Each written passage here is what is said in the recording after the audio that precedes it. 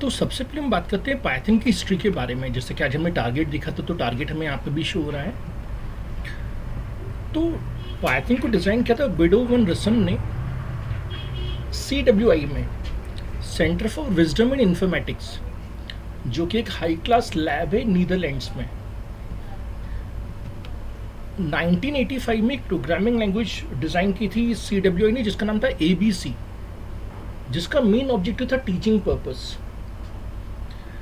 1990 में Guido one रसन ने ABC को यूज़ करके एक नई लैंग्वेज डिज़ाइन की, पाइथन, जो कि एक जनरल पर्पस प्रोग्रामिंग लैंग्वेज थी। जनरल पर्पस प्रोग्रामिंग लैंग्वेज का मतलब है जिसे हम कहीं भी अप्लाई कर पाएँ।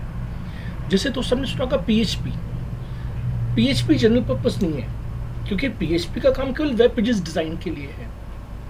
तो कुछ ऐसी प्रोग्रामिंग लैंग्वेज होती है जिनका स्पेसिफिक यूज़ होता है, लेकिन कुछ ऐसी प्रोग्रामिंग लैंग्वेज होती है जो जनरल पर्पस होती है, कहीं भी आप अप्लाई कर सकते हैं, कहीं भी यूज़ कर सकते हैं। So technically Python is inspired for ABC। तो लिखा है 1990 में गुइडो वन रसन ने पाइथन को डिज़ाइन करना शुरू किया, और जो पहला वर्जन आया मार्केट में वो 1991 में आया। अब गुइडो वन रसन में क्या क्या जितने भी अनोइंग फीचर्स थे, जितने भी काम के फीचर नहीं थे ABC को, उनको हटा दिया, और जितने भी यूजफुल फीचर्स थे उनको उन्होंने रिकास्ट किया, यानी रीडिज़ाइन किया, जिससे कि क्या बन जाए, जनरल पर्पस प्रोग्रामिंग लैंग्वेज बन जाए। बाद में फिर इसमें कई फीचर्स ऐड किए गए, जैसे ऑब्जेक्ट ओरिएंटेड प्रोग्रामिंग। तो टेक्निकली पहले पाइथन में ऑब्जेक्ट ओरिएंटेड प्रोग्रामिंग नहीं थी, ऑब्जेक्ट ओरिएंटेड प्रोग्रामिंग बाद में ऐड की गई। इसी तरह से बहुत से मॉड्यूल्स डिज़ाइन किए गए, लाइब्रेरीज डिज़ाइन की गई। अब जैसे जैसे हमारा ये बैच आगे बढ़ेगा, हम इन चीज़ों के बारे में और बेहतर समझ पाएंगे।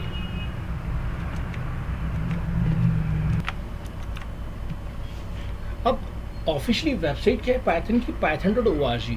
तो जो भी आपको पाइथन के बारे में जानना हो, तो python.org से अच्छी कोई वेबसाइट नहीं। तो जल्दी से मैं अपने दोस्तों को python.org पे लेके चल रहा हूँ। यहाँ पे आपको सब कुछ मिल जाएगा। डाउनलोड्स ऑप्शन में आप विंडोज़ के लिए भी डाउनलोड कर सकते हैं, मैक के लिए भी डाउनलोड कर सकते हैं, और अदर प्लेटफॉर्म के लिए भी डाउनलोड कर सकते हैं। तो हम चले पाइथन की वेबसाइट पे। तो पाइथन की जो ऑफिशियल वेबसाइट है वो है python.org। आपको टेक्निकली इसमें सब कुछ मिल जाएगा। हो सकता है कि आप में से कोई फ्रेंड विंडोज़ यूज़ करता हो, कोई मैक यूज़ करता हो, कोई लाइनक्स यूज़ करता हो, तो सभी पे पाइथन वर्क करता है। और सबसे अच्छी खासियत है, ये फ्री एंड ओपन सोर्स है। फ्री एंड ओपन सोर्स में से किसी भी सिस्टम पे वर्क करता है। तो किसी भी सिस्टम पे वर्क करता है तो काम करना हमेशा क्या होता है, आसान हो जाता है।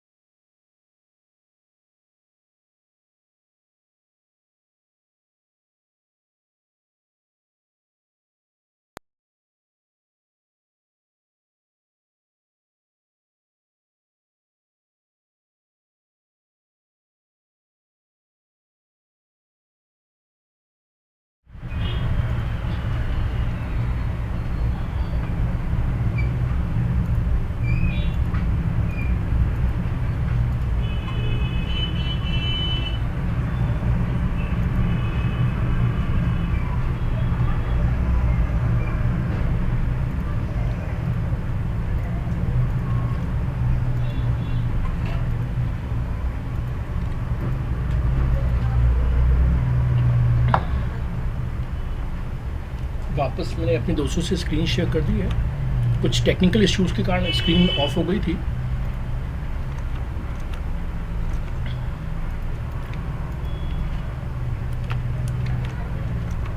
तो हम बात कर रहे थे पाइथन की वेबसाइट की। अब यहाँ पे डॉक्यूमेंटेशन अवेलेबल है। अगर आप डॉक्यूमेंटेशन में कोई डॉक्यूमेंटेशन पढ़ना चाहें तो डॉक्यूमेंटेशन में आपको सब कुछ A to Z मिल जाएगा। और डाउनलोड तो आपको पता ही कि डाउनलोड हम किसी भी वर्जन क्लिक कर सकते हैं। तो अभी जो हमारा रिसेंट वर्जन चल रहा है, जो सबसे लेटेस्ट वर्जन चल रहा है, वो है पाइथन 3.11.3, जो कि 5 अप्रैल 2023 को रिलीज़ हुआ था। आप देख सकते हैं यहाँ पे। तो थोड़ी देर बाद हम इंस्टॉलेशन भी सीखेंगे कि कैसे हमें इंस्टॉलेशन करना है।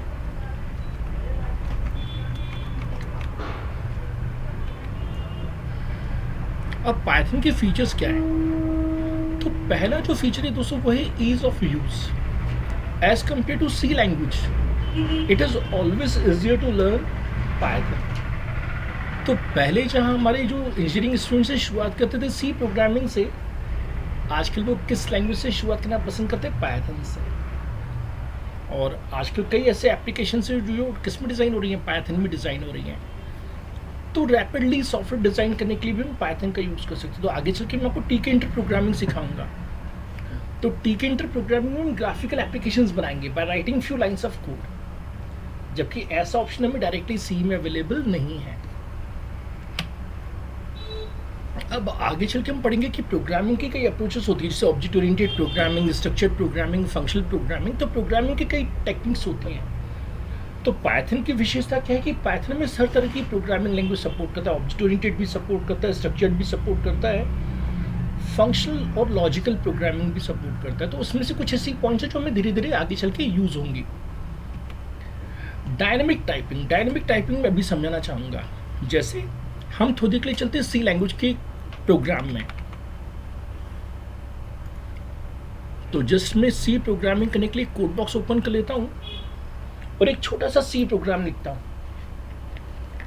और फिर वही चीज़ हम पाइथन में देखेंगे कि पाइथन में कैसे काम कर सकते हैं।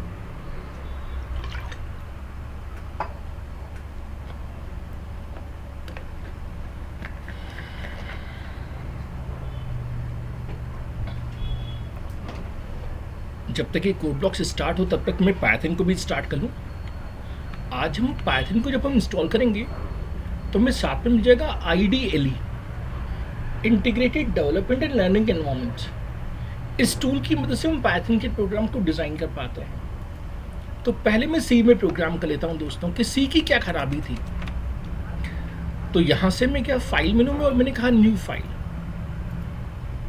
तो सी का प्रोग्राम हम कुछ ऐसे से लिखते हैं। हम लिखते हैं इंटीजर मेन, फिर लिखते हैं जैसे फॉर एग्जांपल में लिखा a = 5, लिखा b = 6, लिखा c = a + b। अब मैं सिस्टम से कह रहा हूं कि सिस्टम अब c को प्रिंट करें। अब मुझे यहाँ पे एक लाइब्रेरी इंक्लूड करनी पड़ती थी, #include stdio.h। कारण क्या कि प्रिंटफ फंक्शन हमें डिफाइन किया, प्रिंटफ फंक्शन पहले से ही बना हुआ। अब इसे सेव करते हैं। हालांकि आप लोगों का सी का बैच नहीं, आप लोगों का पाइथन का बैच, लेकिन हमें क्योंकि कंपेरिजन करना है तो कंपेरिजन करने के लिए मुझे ऐसा करना पड़ेगा।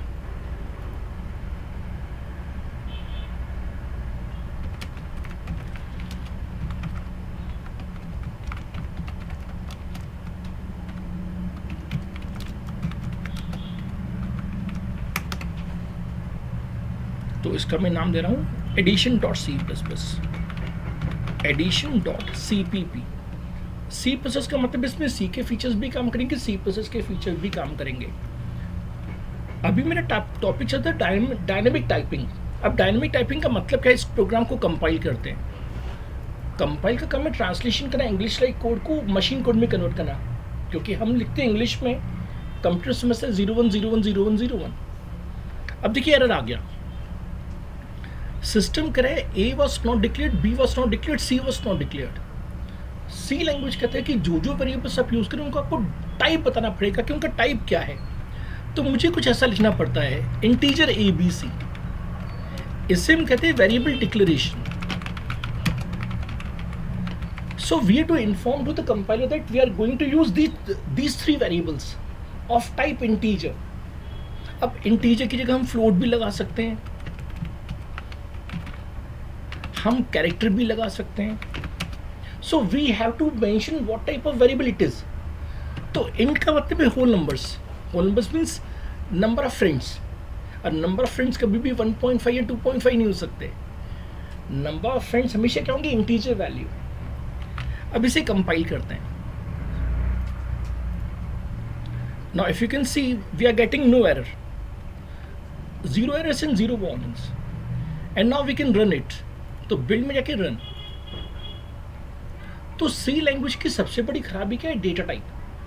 कि किसी भी फ्रेंड को प्रोग्राम बनाना हो तो पहले उसे डेटा टाइप सोचना पड़ता है. अब यही प्रोग्राम हम किस में बनाए? पाइथन में. तो जैसा कि मैंने कहा कि पाइथन की प्रोग्रामिंग करने के लिए आइडियली आता है. देखिए इसी को हम पाइथन में कितना इजीली डिज़ाइन कर सकते हैं. हमने कहा a equal to 5, b equal to 6, c equal to a plus b, print c.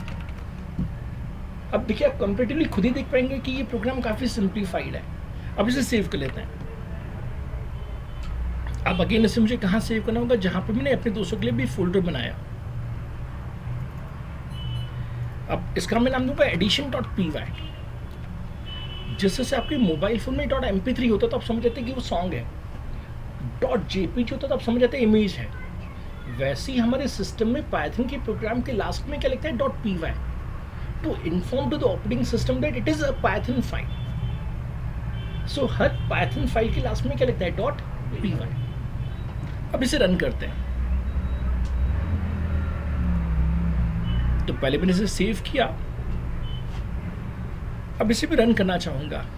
अब यहाँ पे कंपाइल नहीं करना पड़ता क्योंकि पाइथन कंपाइलर का नहीं, पाइथन इंटरप्रेटर का यूज़ करता है. तो हम अगली क्लास में समझेंगे कि what is the difference between compiler and interpreter. तो इसे हम डायरेक्टली रन कर सकते हैं. Now see the magic. हमें डायरेक्टली क्या मिल गया? 11. अब सोचिए किसी स्कूल गोइंग स्टूडेंट को एक तरफ में सी सिखाऊं, ठीक है, ये सी का प्रोग्राम है, और दूसरा मैं उसे क्या सिखाऊं? पाइथन का प्रोग्राम. तो डेफिनेटली वो किसे प्रेफर करेगा? पाइथन प्रोग्राम को. So technically it is always easier to go for the Python programming.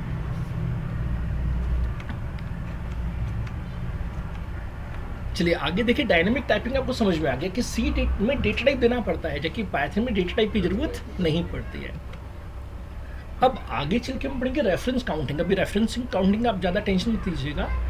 Reference counting को मैं शॉर्ट में समझाना चाहूँगा कि रेफरेंस काउंटिंग का मतलब क्या होता है. यहाँ पे मैं कंसेप्ट ऑफ रेफरेंस काउंटिंग समझाना चाहूँगा. ये कैंपस क्वेश्चन है. Concept of reference counting. अच्छा, CQ means campus question. Concept of reference counting for memory allocation.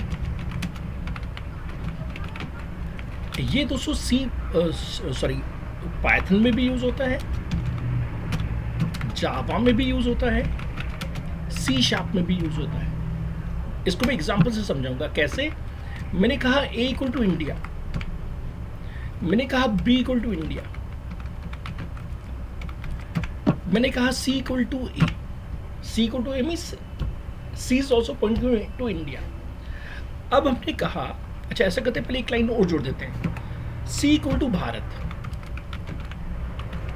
और फिर मैं लिख रहा हूँ C इक्वल टू A. अब देखिए होगा क्या.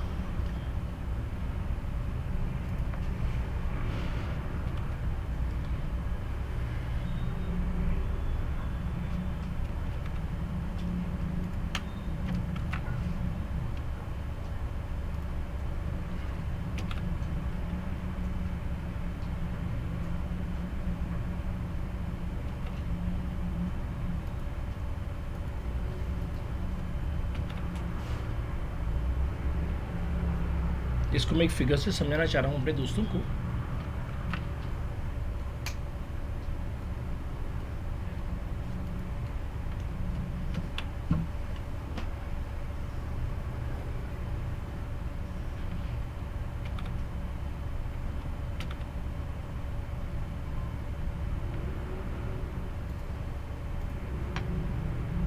तो रेफरेंस काउंटिंग हमारे इंटरव्यूज में भी पूछा जाता है कि रेफरेंस काउंटिंग का मतलब क्या है. चलिए इन लाइंस की नंबरिंग कर ली जाए।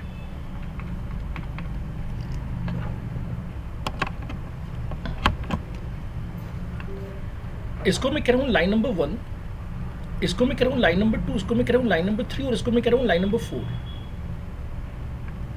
अब देखिए लाइन नंबर 1 क्या कह रही है? लाइन नंबर 1 कह रही है कि ए किसे पॉइंट करे? इंडिया को। तो दोस्तों इंडिया का रेफरेंस काउंट कितना हो गया? जब लाइन नंबर 1 चली तो इंडिया का रेफरेंस काउंट कितना हो गया? 1, क्योंकि एक वेरिएबल से पॉइंट कर रहा है। अच्छा फिर लाइन नंबर 2 क्या कह रही है कि बी आप भी क्या है? इंडिया। तो फिर से इंडिया नहीं बनेगा, बी भी उसी पॉइंट इंडिया को पॉइंट करेगा। तो जैसे ही लाइन नंबर 2 चली तो इंडिया को कितने पॉइंट कर रहे हैं? 2। अब लाइन नंबर सी चली दोस्तों, तो लाइन नंबर सी करेगी क्या बन जाए? लाइन नंबर 3 करेगी भारत बन जाए।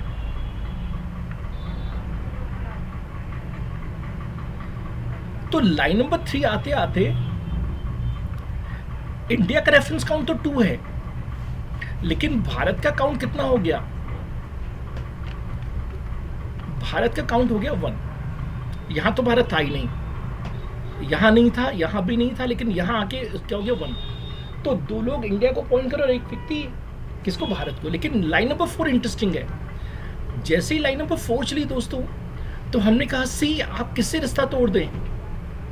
भारत से रिश्ता तोड़ दें। और किससे रिश्ता जोड़ दें? इंडिया से रिश्ता जोड़ लें। तो टेक्निकली जैसे ही लाइन चली 4, लाइन नंबर 4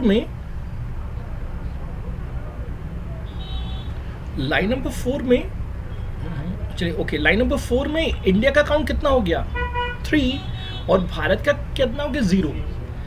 ना इससे क्या हो जाएगी? मेमोरी डिलोकेट हो जाएगी। तो सिंपल शब्दों में एक ऐसा डेटा जिसको कोई पॉइंट ना कर रहा हो उसको सिस्टम डिलोकेट कर लेता है, और उसको हम क्या कहते हैं? Reference counting. ये कंसेप्ट जावा में भी यूज होगा, पाइथन में भी यूज होगा, और जितनी भी मॉडर्न लैंग्वेजेस है सब में यूज होगा।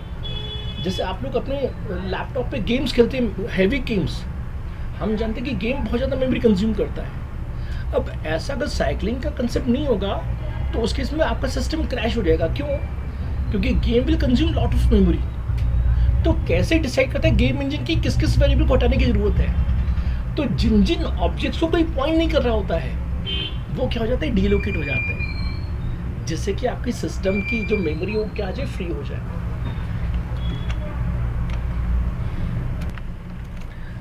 चलिए आगे डिस्कशन करते हैं डायनामिकल लेट बाइंडिंग।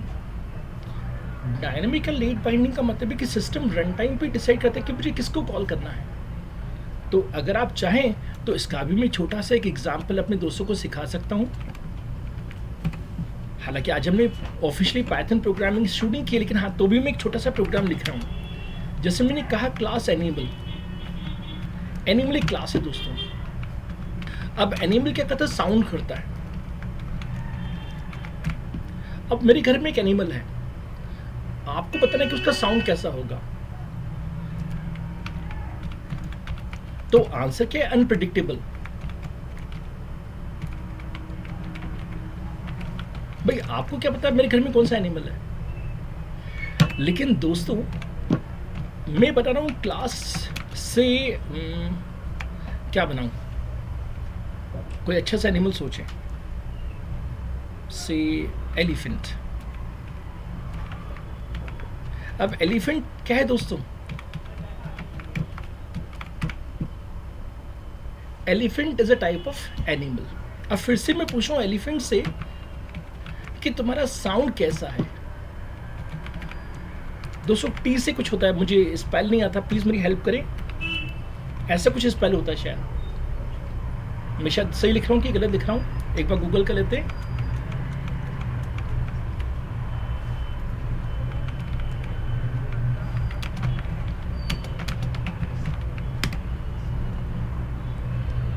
ठीक है, ईटी। ठीक है, नाउ दिस इज ओके। अब देखिए इंटरेस्टिंग चीज क्या है, इंटरेस्टिंग है, मैंने कहा मेरे पास एक एनिमल ए है, या एनिमल कुछ नाम दे दे उसको, एलिफेंट का नाम क्या दिया जाए, चिंपू। मेरे पास एक एनिमल है जिसका नाम रखा है चिंपू, लेकिन चिंपू है क्या, एक एलिफेंट। अब मैं चिंपू से पूछ रहा हूं कि चिंपू तुम्हारा साउंड कैसा है, अभी की कंप्यूटर कंफ्यूज हो जाएगा। दोस्तों ये हमने लिखा क्या है, एनिमल, तो चिंपू क्या है, एक एनिमल है, और हम पूछ क्या रहे हैं उस एनिमल का साउंड। अब सिस्टम कंफ्यूज हो जाएगा कि मैं ये वाला आंसर दूं कि ये वाला आंसर दूं। देखिए क्या आंसर आता है, इसको मैं जल्दी से सेव करता हूं दोस्तों के लिए, और इसका मैं नाम क्या देना चाहूंगा दोस्तों, dynamic binding. Now this is again interview question. Officially ने प्रोग्रामिंग लैंग्वेज शुरू नहीं की है, लेकिन जितने भी हमारी पॉइंट्स उनको प्रूव करना जरूरी है। तो डायनेमिक बाइंडिंग .py, होप में पास हो जाऊं, इसे रन करते हैं। अब कहां उसने मिस्टेक दी हमें, सिस्टम बोल रहा है यहां पे मैंने कहीं गलती की है।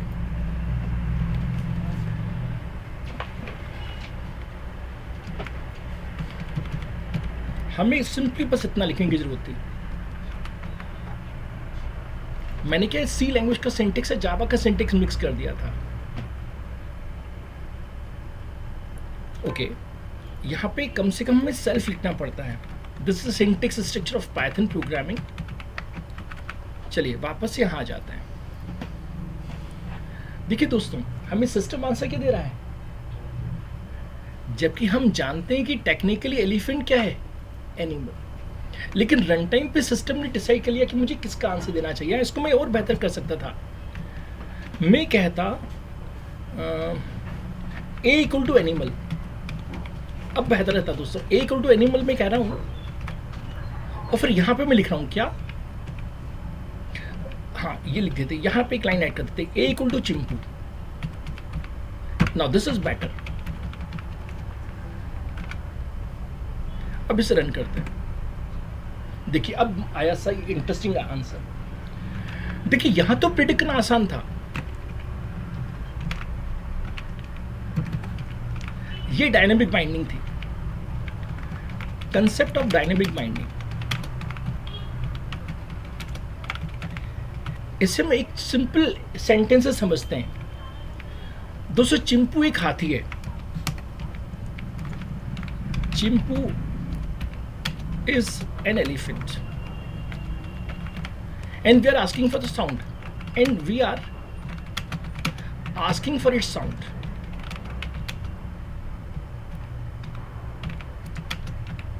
तो ये तो बहुत आसान था, क्योंकि सिस्टम को पता है कि चिंपू एक हाथी है, तो हाथी का साउंड करना चाहिए ट्रम्पेट। लेकिन दोस्तों अब यहाँ पे कंसेप्ट ऑफ डायनेमिक बाइंडिंग है। We are creating animal a, we are creating animal a. हमने एक एनिमल ए बनाया, देखिए लिखा है ए इक्वल टू एनिमल, और यहां पे क्या करें, ए इक्वल टू चिंपू। इसका मतलब है now A is referring to Chimpu, A is referring to Chimpu.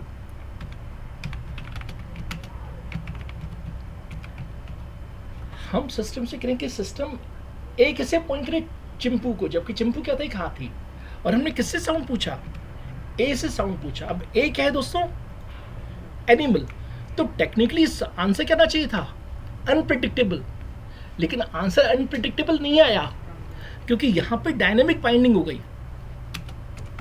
Dynamic bind, system ने डायनेमिकली चेक किया कि ए अभी किसे पॉइंट कर रहा है, चिंपू को, इसलिए आंसर भी किसका आया, चिंपू का। और दोस्तों ये इंटरव्यू क्वेश्चन है, क्योंकि मोस्टली मेरे पास जितने भी फ्रेंड आते हैं वो इंजीनियरिंग बैकग्राउंड के होते हैं। तो इंटरव्यू में क्वेश्चन आता है explain concept of dynamic binding.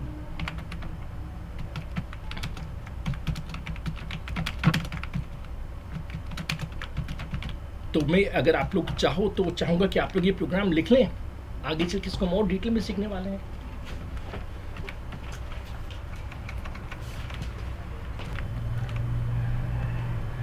अब दोस्तों हम पाइथन को कंपेरिजन कर सकते हैं आइसक्रीम से। जब हम डीबी मॉल जाते हैं अपने भोपाल में, तो वहाँ पे मैकडॉनल्ड्स का आइसक्रीम पार्लर है। बेसिकली वो एक ही फ्लेवर बनाते हैं, वनीला। फिर आप जो डिमांड करते हो उसके ऊपर टॉपिंग डाल देते हैं। आपको चॉकलेट चाहिए तो चॉकलेट दे देंगे, आपको बटर स्कॉच चाहिए तो बटर स्कॉच दे देंगे, आपको स्ट्रॉबेरी चाहिए तो ऊपर स्ट्रॉबेरी डाल देंगे। वैसे ही दोस्तों पाइथन टेक्नोलॉजी ने पाइथन बनाया, लेकिन ये ओपन सोर्स है। ओपन सोर्स का मतलब है कि कोई भी हमारे कोड को मॉडिफाई करके नया वर्जन बना सकता है। तो कई कंपनीज ने क्या किया, पाइथन के सोर्स को उनको मॉडिफाई करके डिफरेंट फ्लेवर्स बनाए स्पेसिफिक यूज के लिए। जैसे जायथन। जायथन का फुल फॉर्म क्या है? जावा प्लस पाइथन। जिन डेवलपर्स को जावा आता है, what they can do, they can use Java API in the Python programme. तो जितने भी जावा के फीचर्स है वो पाइथन में वर्क कर जाएंगे। ऐसी सी पाइथन, तो सी पाइथन में हम किसके फीचर इंटीग्रेट कर सकते हैं? सी एंड पाइथन के। ऐसे नंबा है, पीवाई है, स्टैकलेस पाइथन, ऐसे बहुत सारे वेरिएंट्स आते हैं। तो सिंपली जब भी मुझे डाउट होता है कि what are the different implementation of Python, तो मैं क्या समझता हूँ कि मैकडॉनल्ड्स उन्होंने बेसिक फ्लेवर बना लिया वनीला। अब जिसको जैसी टॉपिंग पसंद हो वैसी टॉपिंग ले सकता है।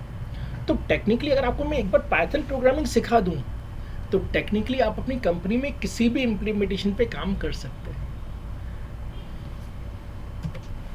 अब पाइथन को इंस्टॉल करने के लिए रिक्वायरमेंट क्या है? तो दो तरह के सिस्टम होते हैं, या तो 32 बिट सिस्टम या 64 बिट सिस्टम्स। जिन दोस्तों के घर में बहुत पुराने लैपटॉप्स या पीसीस हैं, हो सकता है कि उनका सिस्टम 32 बिट हो, लेकिन जिन दोस्तों ने लेटेस्ट अभी रिसेंटली बाय किया और लैपटॉप, तो डेफिनेटली क्या होगा, 64 बिट। कैसे चेक करते हैं? हमने यहाँ पे राइट क्लिक किया दोस्तों, और हम आ गए फाइल एक्सप्लोरर में।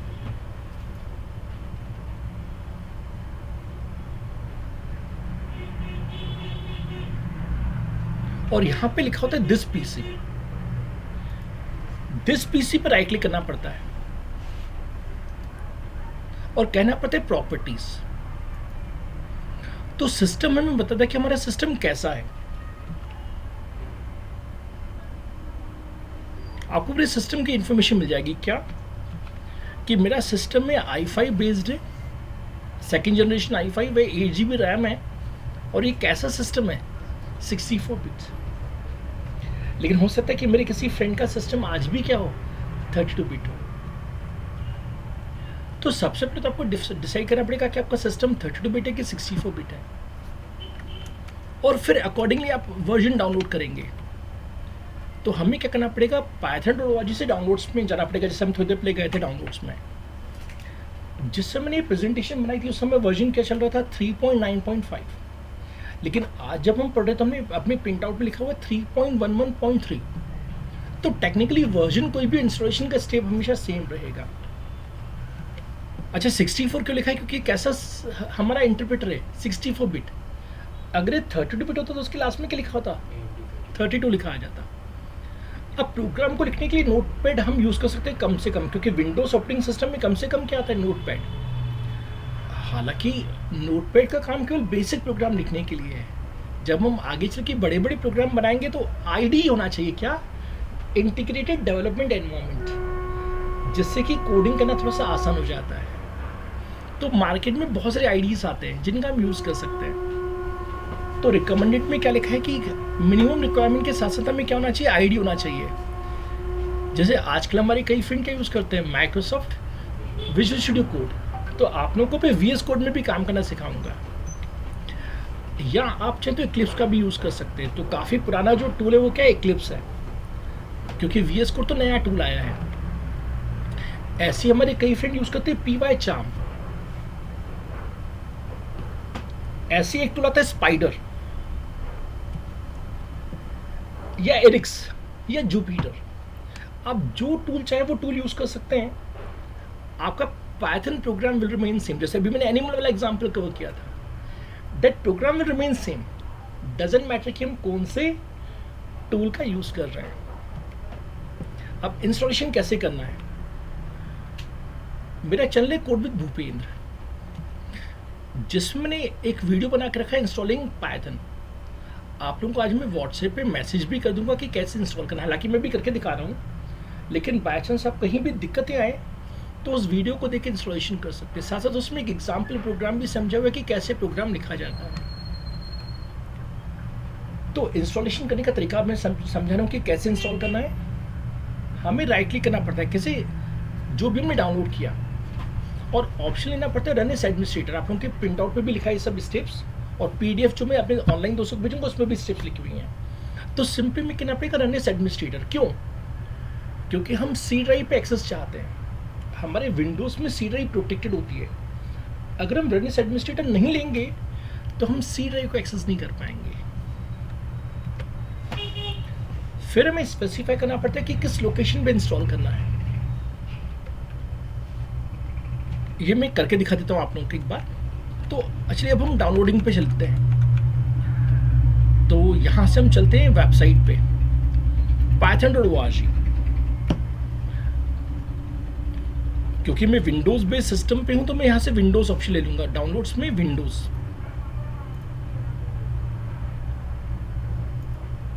हालांकि डायरेक्टली भी मुझे दिख रहा है 3.1.11, मैं डायरेक्टली भी ले सकता हूँ, लेकिन मैं दिखाना चाहता हूँ कि यहाँ पे बहुत सारे ऑप्शंस दिए हुए हैं, 32 बिट, 64 बिट। अच्छा, अब यहाँ पे आपको डिसाइड करना पड़ेगा कि आपको जिप फाइल चाहिए कि EXE फाइल चाहिए।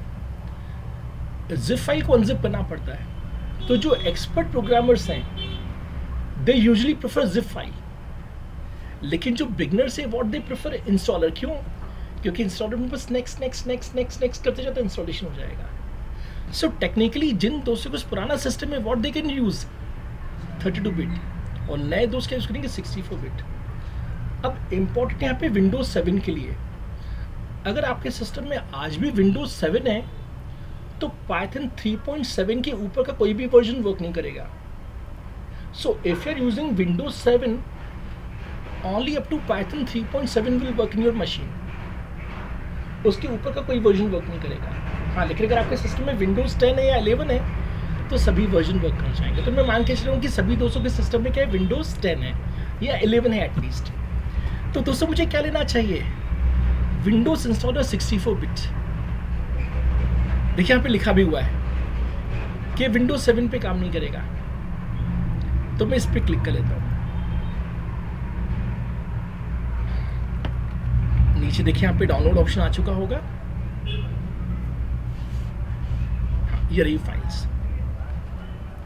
तो सिस्टम पूछा भी भूपेंद्र तुम्हें क्या चाहिए, तो हमें पता है कि हमें क्या लेना है, विंडोज इंस्टॉलर 64 बिट। इसमें लिखा भी रिकमेंडेड, इस पर क्लिक कर लीजिए।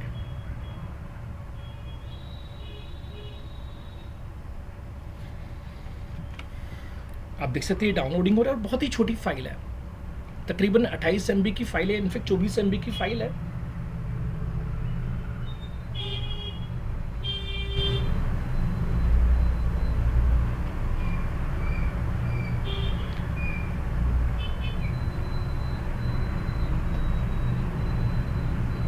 बस कुछ ही सेकंड्स में डाउनलोड हो जाएगा।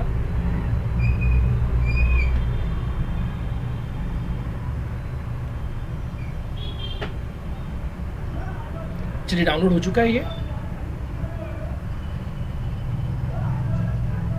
अब इसे मैं शो इन फोल्डर कर लेता हूं ऑप्शन।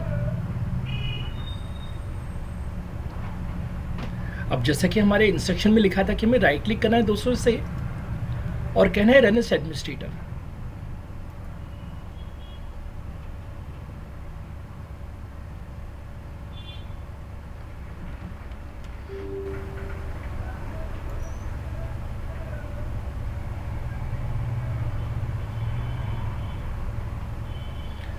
अब देखिए यहाँ पे मेरे स्टूडेंट गलती क्या करते हैं, जल्दबाजी करते हैं इंस्टॉलेशन में, जबकि इंस्टॉलेशन में हमेशा इंस्ट्रक्शन पढ़ने चाहिए।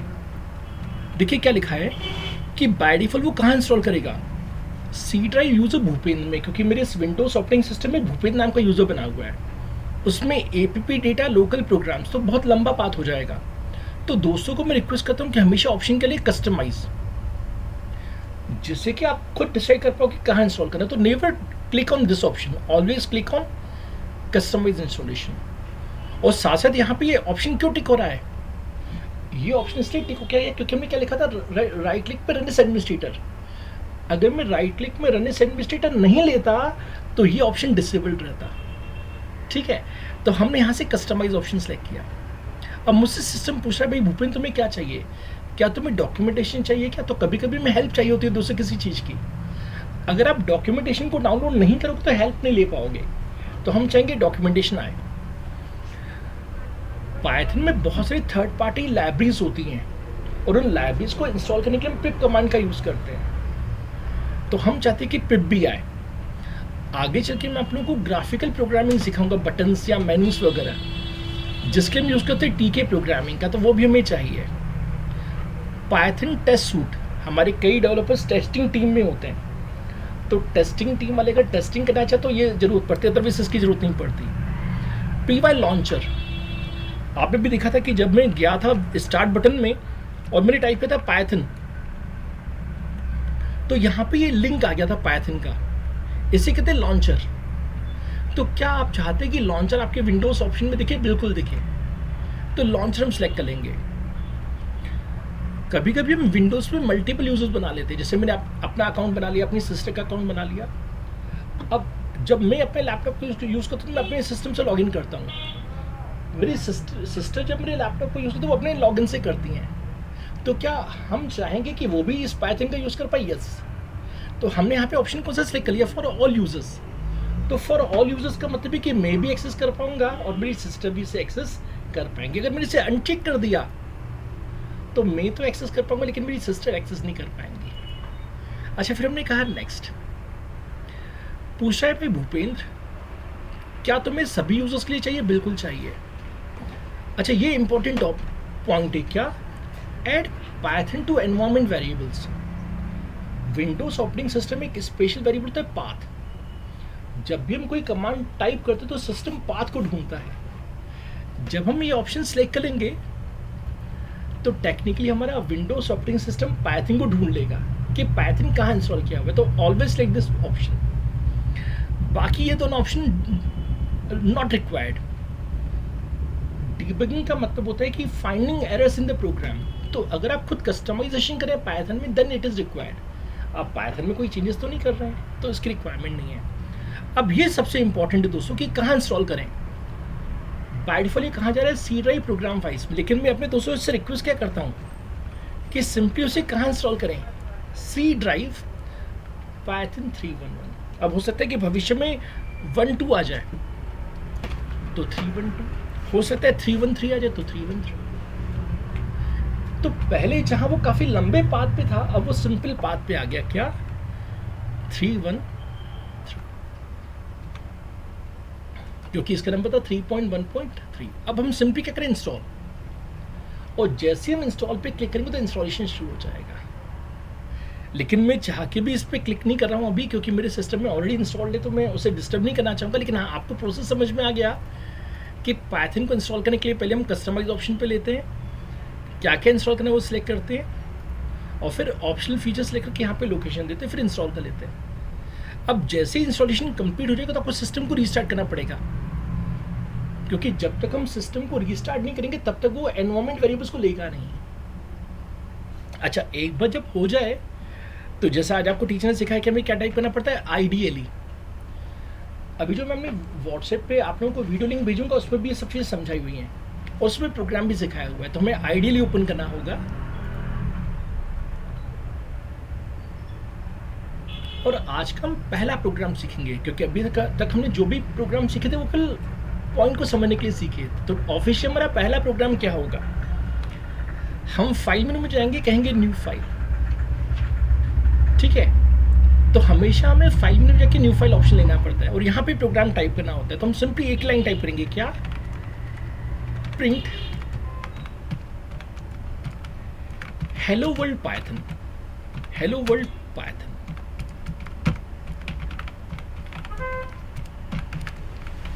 देखिए यहाँ मैंने डबल कोट भी यूज किया, सिंगल कोट भी यूज किया है।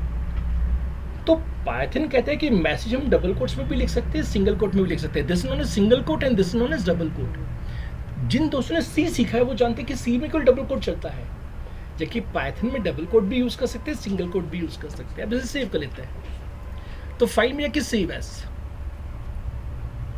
कैसे सेव करेंगे, हमेशा अपना एक फोल्डर बना के रखिएगा। तो मैंने अपने दोस्तों के लिए एक फोल्डर बना दिया। डी ड्राइव में किस नाम से बनाया मैंने कौन सा बनाया, ये वाला फोल्डर बनाया। और इसका मैं नाम कैसे देता हूँ, मैं कुछ ऐसे नेम देता हूँ। 1 यानी पहला प्रोग्राम किसका, 24 मई का। क्या प्रोग्राम था, हेलो वर्ल्ड .py। तो जब भी आप प्रोग्राम को सेव करें तो प्रोग्राम का नंबर डालेंगे, पहला प्रोग्राम बनाया कि सेकंड प्रोग्राम की, थर्ड प्रोग्राम, फिर डेट और उसका पर्पस। तो लास्ट में क्या, py। बस अब हमें क्या करना है, रन ऑप्शन में जाना है और सिंपली इस प्रोग्राम को क्या करना है, रन। तो 2 लाइन प्रिंट हो जाएंगी, पहले लिखा जाएगा हेलो वर्ल्ड और फिर क्या लिखा जाएगा, पाइथन। जिससे कम से कम आप ये वेरीफाई कर पाओ घर बैठ के कि हाँ हमारा पाइथन प्रॉपर्ली इंस्टॉल हो गया है।